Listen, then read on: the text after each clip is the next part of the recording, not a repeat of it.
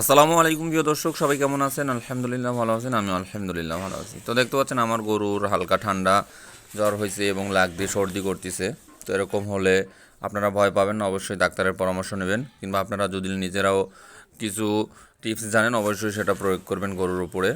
তো আমি মূলত আমার গরুকে আজকে সারাদিনই দেখছি যে এরকম কাশতেছে।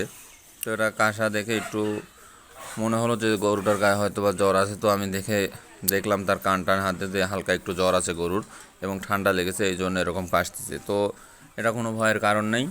একটা ফার্স্ট বেড এবং জ্বরের কোনো এক ধরনের কোম্পানির ওষুধ দিলে ইনশাল্লাহ এটা ভালো হয়ে যাবে। আর আপনারা চাইলে মানুষের নাপা প্লেন বডি এটা খাওয়াই দিলে ইনশাল্লাহ ভালো হয়ে যায়।